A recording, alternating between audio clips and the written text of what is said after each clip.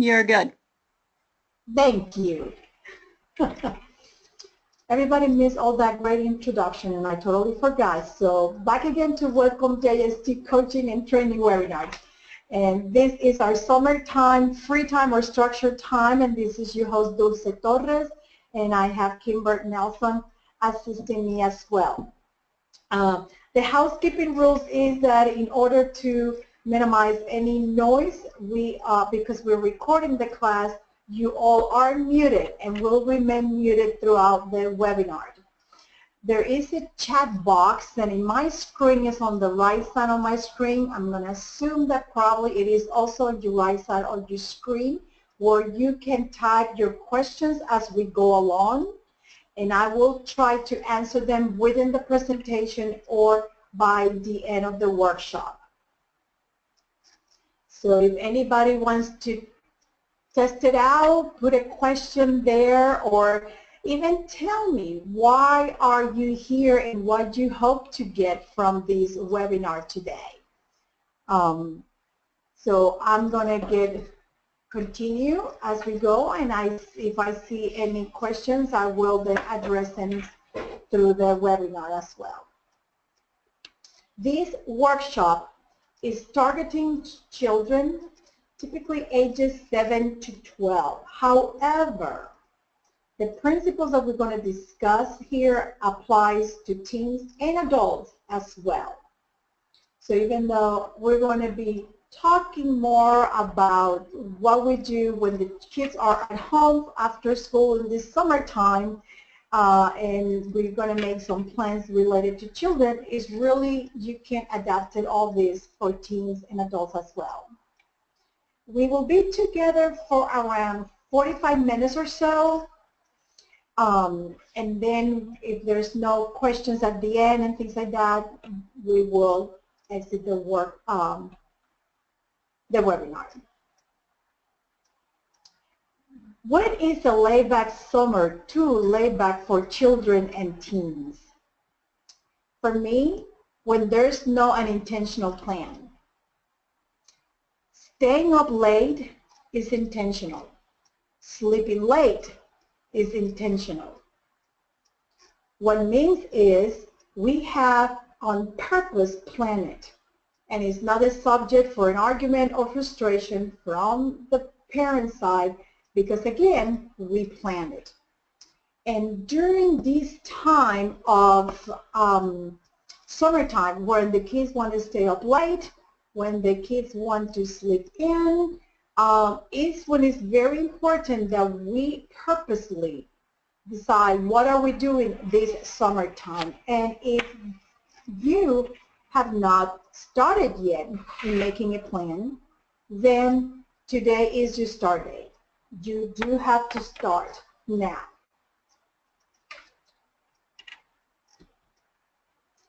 Summertime is time for fun, relaxation, and a vacation time.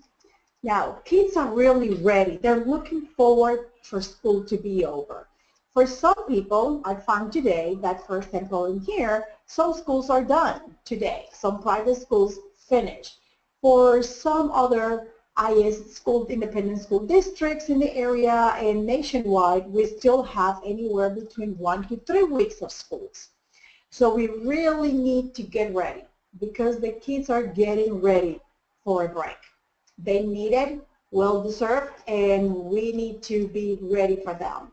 We're talking about a good, depending on where we are, 8 to 10 weeks of non-school. So when we have that unstructured time, it is on us to start making the plan. Vacation, summertime can be very stressful and very overwhelming. So we do need to really organize ourselves, have a plan, and have attention to the details that is going to take, have this summer activities and events for our kids. We have to take control. We are the responsible ones. And there's different people here today in this webinar. We have from mental health professionals, ADHD coaches, we also have parents. So depending on what our role is, that's how we're going to help either our clients or our children on having a more structured summertime where we can all have fun and enjoy it. What are some of the struggles for ADHD individuals? Many of you know that our planning, organization, sustaining our attention and regulating our emotions are a big challenge for individuals with ADHD of all ages. And many of you probably know that these are activities that involve high levels of executive functions. I do want to share with you and talk to you all a little bit about what executive functions is. I'm not going to discuss it, but just for us to be on the same page. Many of you know what executive functions are. However, the definition is executive functionings are brain-based skills that help you start productive actions and stop non-productive actions over time with the purpose to achieve goals while staying connected to others. That's one interpretation of our executive functions. And this is one of the times where you're going to be able to really model and teach executive functions as you plan your summer to your kids. And it's a great opportunity that we all have at this moment. So what is needed? What do we need in order to have a successful summer, fun, exciting, and enjoy every minute of it? We need strategies.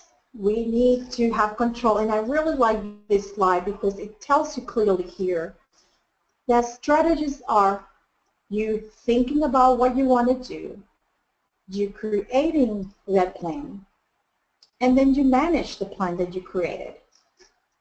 So it's taking the control and purposely, again, intentionally know what is it that we're going to do. So where do we start? So I already told you earlier that if you have not done so, you're starting today. You have to start by getting organized. And we're going to talk a little bit about this. This is a process. And getting organized means that you need to sit down first. You don't have to kind of figure out what is going to happen this summer. So I really need my calendar, probably need my planner. And I do want you to have a whiteboard if possible, and I'm going to tell you how I want you to use the whiteboard. But first sit down, look at your calendar, see the days, and start thinking, okay, so what is going on this summertime? I'm going to have 8 weeks, take 10 weeks, whatever it is. And with your planner, just start taking notes. And then you said, are we going to do summer camps? Are these summer camps overnight camps or are they day camps? Are they going to visit their grandparents, relatives? Are we going to travel? Is there a vacation trip planned that we're going to go somewhere? You need to start putting it all together and organizing it and say that it's going to take for this summer. What do we need to do? Calendar, and really purposely looking at this all time. What is it? And you will start, of course, thinking about the first 2 weeks and later on. But you need to have your calendar and you need to look at your 2 full months of what's coming ahead in June and July. As you are planning and as you're deciding what you're going to do, you have to think, okay, so we are going to have day camp, for example. So what it entails to have a day camp? What is it that I have to do here? And you know that day camp, well, they're not going to be swimming all the time. So they're going to have a swimsuit. They're going to have sunscreen. They're going to need to take a towel, change of clothes, snacks. Sometimes in some camps you have to pack their lunch. Or it could be that they're going to travel. And where they're going to travel, like if they're going to go and spend the summer with their grandparents. How is that? How does that look like? Even though we think, oh, the kids are not with me, they're going to be with their grandparents for the summer, that structure is very well needed and much needed for the kids with ADHD as well. So we probably can provide a lot of support and guidance to the grandparent or the aunt and uncle or the relative that is going to happen for the summer. So they also know what the kids need, and you know your child. So I will say that as you sit down, as we saw on this slide before that I asked you, sit down with your calendar and your planner, just think about, what does my kid need? My children need something besides the structure. What else do I need for them to have? What kind of activities they enjoy doing? What type of meals, food they like to eat? That's how you're going to help whoever is the relative that is going to keep the kids during the summer. But here, when you have them here, and let's say that you're going to plan that we're going to go travel and we're going to go to Disney. And that's not going to happen until July, but we're going to go to Disney. That's part of planning as well. So you have to think, what is it going to take to plan the Disney trip? Do I am driving, or do I have my airfare tickets? I got my airfare, my travel arrangements are made. Do I have my hotels? Do I have the hotels? Do I have the activities that we want to do? Do I have to buy the entrance for the theme parks ahead of time? Here, you have to be the one getting all organized and putting it all down, really purposely, again, looking. And if you need to look at time, do that. This first week, immediately, when they get up, what are we doing? Honestly, the first 2 weeks is time to stay at home. We're not going to do anything yet until later on. Oh well, some of my kids might have to go to summer school. So what will happen if you have several children and school? Then it's like, how do I plan the whole summertime? And what is the expectation of the summer school as well? Do I need to still keep some of the structure that has to do for assignments that they may have to do when they come home from school? You're the one who plans, and keep all this in mind. Even for a high school student, they're going to work, for example. They decided that they're 15, 16, and they want to have a job during the summertime. Or they're part of the band, and the band is doing a lot of summer camp activities for members of the band, and they're going to be gone. So plan it again. What is it that I want them to do? If they are going to work, it's a teenager and they're going to work, then it's okay, what is the structure? What is their schedule? And what is it that I expect them to do at home when they come from work? Because then they're going to see themselves, I'm off, I'm having fun, I'm going to work, but once I get home, it's like, chill, I'm not doing anything else. So really, what is it that you want them to do? Does it have to do with chores? And what chores you want them to have? So that is part of what you're doing as you plan your summer. Structure is very, very important. However, there's no structure if there's no planning behind it. Talk to your kids. You don't have to go at this alone. Parent, you are the ones who's going to see the big picture. You are the one who's going to have the whole idea. This is how the summer goes. I have the calendar. You, if I use the executive functions metacognition, you see the whole big picture. What you're doing now is breaking it down into pieces in here. This is when your kids get involved. If the kids are going to stay home, there is no special activities or events that they're doing. Let's just say that they are basically staying at home, and we might just do one activity here and there during the week. So now that day has to be extremely organized and planful for them. So you want to involve them. You want them to be part of the process. The kids will tell you what they want to do or not, what they have interest of doing or not. On this slide, the master list, before I go to the next slide that I was heading to hit the enter button there, I wanted to emphasize of the whiteboard here. The whiteboard, if you can picture, have everything that you want to do this summer. And, you know, for example, I went through this with a family yesterday, and they were really worried because two hands because their child is going to visit other extended family. So they're traveling within the nation, within the states, and they're traveling overseas as well. They were worried about how much changes this was going to be for their child. They were worried because of the transitions between activities and events, and the summer looks really intense. They have to go to summer school for the first 2 weeks of June. Then after that is the first travel time. Then everything is, they were very concerned. So it's about processing all this information. So on the whiteboard, they were going to splat it all out for the adult, for the parent to see everything that is there. And then they were breaking into pieces everything that needs to happen and how their child could be involved.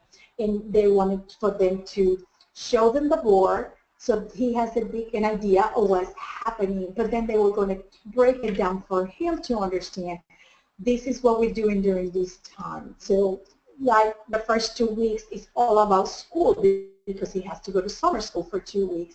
So it was all about what are you going to do during these 2 weeks and how can we make it very interesting to you, and also making it exciting that it's just 2 weeks because on week number 3 we're gone and it's all about fun. So we really want, one of the goals that the parents have in this situation is that they wanted not only go to summer school that many of our kids have, that summer project is completed within those 2 weeks, so they don't have to worry or think of anything as they are gone.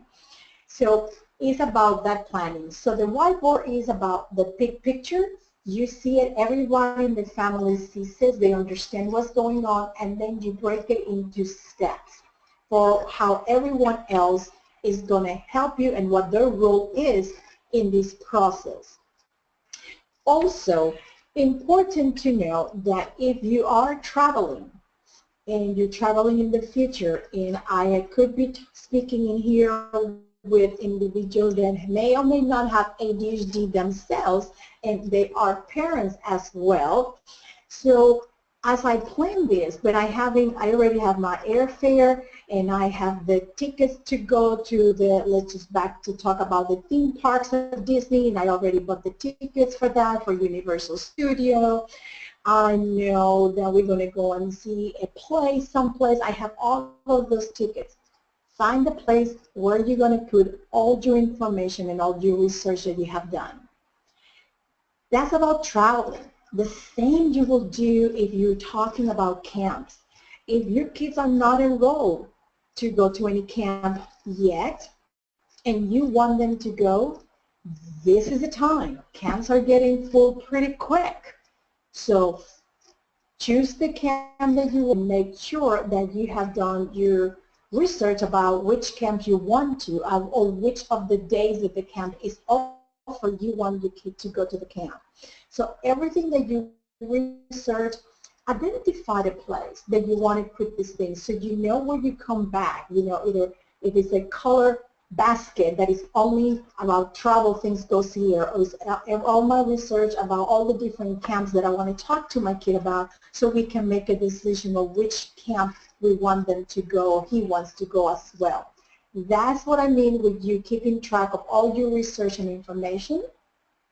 And that's also what I mean in asking when we want you to have a whiteboard, how to create that big picture for the whole family to see it. So what about structure? You know, sometimes my kid has said to me, but do we have to structure something? Why? And suddenly we think about it, really, do we need to structure everything? And it goes back to what I said at the beginning. We have to have an intention. If our kids are going to stay up late, we need to make sure that that is planned. So yes, and structure is very, very needed. And even though we complain about it, many of you know that for an individual with ADHD, it's very difficult to function successfully when they are in an unstructured environment. And what happens is that then activates all our frustrations, all our emotions, and then we end up having a good day. We end putting out fires all the time, arguing, getting angry and upset with each other. And this is the time that we really have to take control because we're spending a lot of time together and because there is a lot of unstructured time for our children. So we really need to create an environment that is structured so that way we can decrease any anxiety-provoking issues, any frustration, and any acting out behaviors. And we do this together as a family. You know, this structure also is a twofold as I've been talking about because it's the structure in the home. And on the next slide, we're going to talk about the structure in the home. But there's also the structure when we're traveling. We need some sort of structure there. Let's say that we're just going to go to, and so I'm in Texas, so I'm going to say that I'm going to go to Tennessee. It's like, I don't know, 6-8 hour drive, right? And I'm going to go to Tennessee because we want to go and visit some different country artists and music and events, and there is something that I want to do there and family, whatever, right? So that's the goal. So then I know that I'm going to drive. So I need to create a plan and structure that drive time. Because if it's going to take me 6 hours to 8 hours to get there, then I have to plan that it's going to take me a little longer. Why? Because I need to have some stops in the way.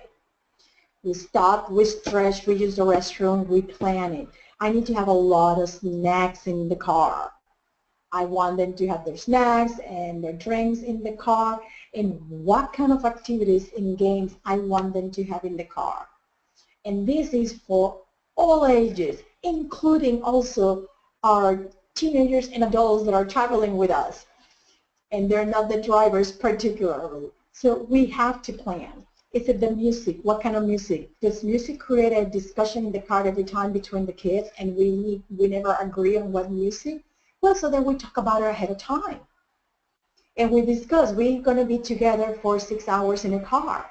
So how can we make the best out of this time? You know, I believe on reading out loud or the books on tape and on CD books. Is there a book that we all are interested in reading that we can put it in and just listen for like a few 30 minutes or an hour during that drive time and everybody's listening and we're talking about that book? Or again, if it's the music, when are we going to use it and when we use the music? Are they going to be allowed to use their iPad or their iPhones or phones in the car and what is expected of them? You know, all of that is discussed. Once we get into that vehicle, we have a plan. Is there a structure and we know? And everybody that way, you involve the family so everybody's talking about it. And the kids can even say, I need this, or I need my favorite and rest. That is how we plan. That is how we really have a successful summer, by taking control. Remember this. Also, when we're on vacation and when we travel, remember how are you feeling yourself? Because if your tank is empty, you need to make sure that you fuel the tank for you as well as you fuel the tank for your kids. And what do I mean for that? So sometimes we adults say, I can do the 6 hours straight without nonstop. and then suddenly someone wants to stop because they need to stop. Or someone we have, and this happened personally to me. I remember traveling, and we make all these plans, and we had everything organized, and there were two couples with 3 kiddos, and we were ready to go. We rented a minivan, and then I never knew this, but one of the adults had to stop every hour to go to the restroom. Never discussed, never stopped. In my head, I already said to my kid, you know what, it's going to take us this much time. We will be there by that time. I already processed all of this because I thought we were not going to stop that frequently. I know we want to stop, but not as frequently. And every stop takes 15 to 20 minutes.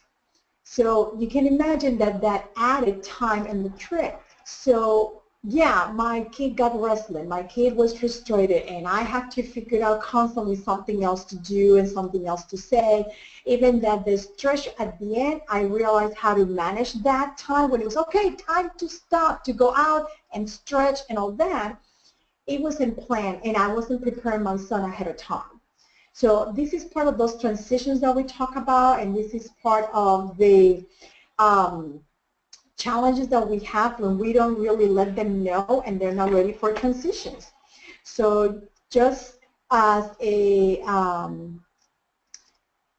awareness for you of how important that structure is when we're traveling and we're going out with our kids in the cars. And some family has told me that they have to plan even when they're driving just 30 minutes. That 30 minutes is very planful when they get in a car. And that's important. Again, you know your child. And you also know that if someone has some needs, back to your tank has to be fuel as well as theirs, is to be very aware of that. So that's why do they have food? Do they have something to drink? And are we making the necessary stops? So what when we're staying at home? And really, we're not doing any much of day camps. We are staying at home the whole time. So that home has to be very, very structured. From the time as when are we waking up to when are we going to bed to what activities are we going to do during the day. And been there, done this, and it's hard because kids, they need distraction, they need entertainment a lot. So we have to organize their day. And for them in the summertime, the day could start, it could be a 12 to 15 hour day at times. When I really want my day to be 8 hours, they probably is going to be anywhere between 12 to 15 hours a day. So this is when you become very creative. And back to that research, what are we doing? Let's just check out the library activities and events. What are the library offering? You know, there are libraries that set up a whole schedule for movies for the kids to go and watch. There are also recreation centers who have activities to come in and out. Not that you have to spend the whole time at your recreation center necessarily.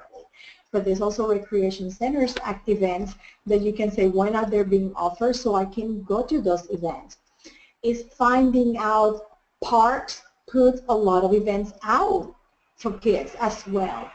So it's finding out in your city, in your neighborhood, what kind of activities they're there. The church, if you belong to your church, or you know that a friend of yours is participating in a church events and they're inviting other people.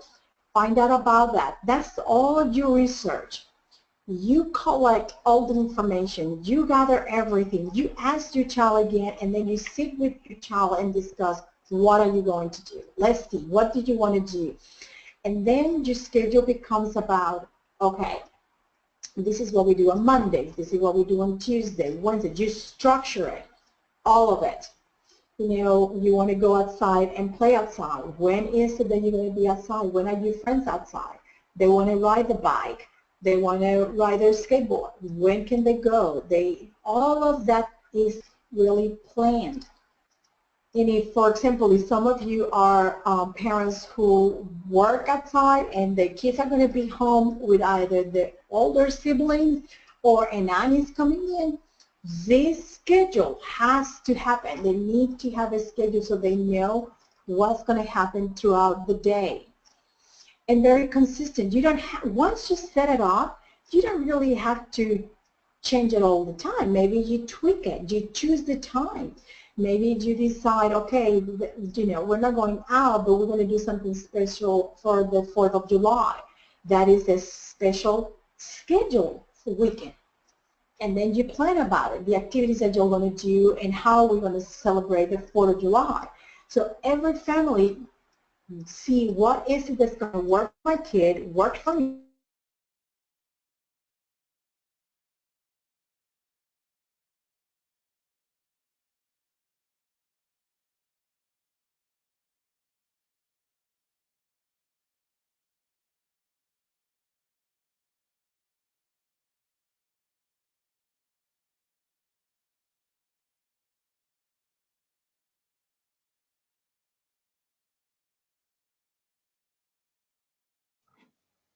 is to really Dulce?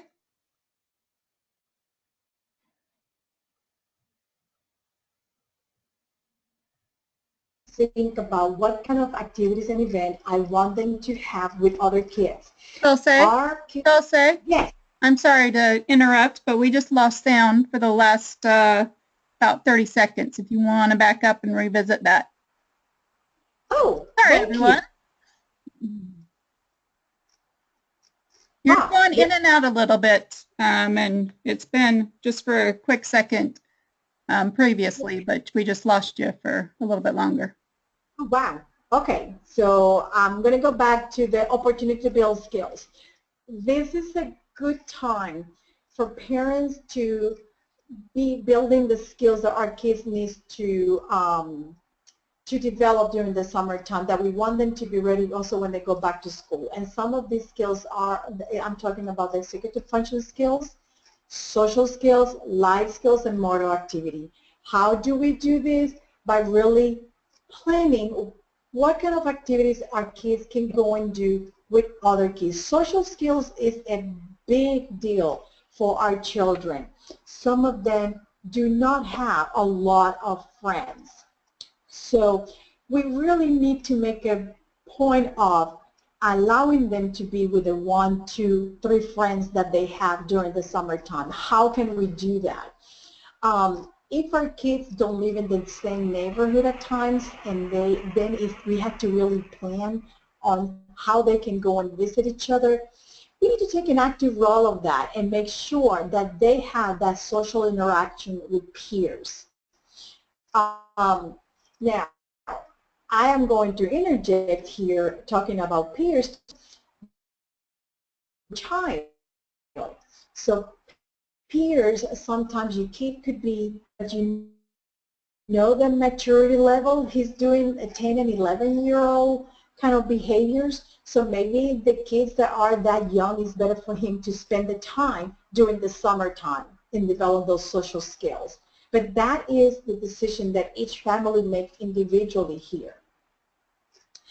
So as you are planning and teaching executive function skills, oh, I'm sorry for that. Just a second. Oh, I'm sorry for that. That is good timing. I will tell you that this is all about mindfulness. Is the bell goes out just to center me, and I ask a question to myself. Am I doing what I'm supposed to be doing? And the answer is yes. So my apologies for that in the middle of this. I didn't turn that off, so I really apologize. But hopefully you all breathe at that moment. Okay. Let me bring my thoughts together here. Executive functions. So how do we teach executive functions at home? One of the ways of teaching executive function is talking out loud and cooking. I have to go there because I think that cooking is one of the activities that has steps that we can talk out loud in order for us to complete that recipe, and it has an end result that is fun and we can all eat and enjoy and work together. So I will use cooking as one of the examples when I talk to you and you at home about building executive function skills. You talk to your child about what kind of recipe we want to do here this summer. What do we want to cook, bake, whatever. Choose it, then decide it, and just start asking questions. Not necessarily you have to do it all. It's like, what do we need in order to do this? Oh, we need to look at the recipe. We need to look at the ingredient. Well, this is the ingredients. What else do we need? We need the materials. We need the baking pans, whatever it is, the utensils. So we gather all that, and we're talking out loud every single step that we're doing with them. We're teaching our kids to process information, to think out loud, and know, in order for me to bake this cake, I have to have all of these things here, and then I have to mix it in these different ways. This really builds their planning, organizing, prioritizing, timing, because then it's like, okay, we need to put the timer. We have to preheat the oven first, and that's going to take 5 to 10 minutes. Then we have to put the timer for how long it's going to take the cake to be baked. So all of those steps are things that we can talk out loud and help our kids to develop executive functions. And as you do this, again, you are minimizing stress because you are planning, you're taking control, you know what's going to happen, you have let your child know this is the process on how we're going to do this is what's going to happen in the summer, we're going to be together and we are going to do these different activities, events. You know, when we're staying at home, what kind of games do you like to play at home? It's not only about the electronic games, but remember, you do have to have downtime. It's important that they do the things that they love and enjoy doing. And if we have to include electronics, TV, music, iPads, and include that there, that you always can balance it. But it's not just about so much structure that there's nothing for them to say that this is my downtime. You have to identify as well when downtime is going to occur. This is very important for them too. So I really want to start opening these 2 questions in the chat box. If you want to open some questions before I move forward from here, if you have any questions for me, this is a good time to type them in if you do. Wanted to also remind you that during this time, I also believe in that is a good moment to start talking, when we talk about stress management, of being mindful of how can I help my child to learn to really, really relax. And if it, this structured schedule that I have, I notice that it's too much for them, that I am going, we wake up, we have breakfast, we do this, we get dressed, and we go to the park, and we have the park, and then we come and we do an activity at the library. And if it's too much, sit down and observe and determine, okay, wait a second. I think it's just going to the park. When it gets really, really tired and exhausted, we come back home. And then we do something different. And we do more of a quiet, relaxed activity. Or we tell them, you know, this is relaxation technique. Let's practice our breathing.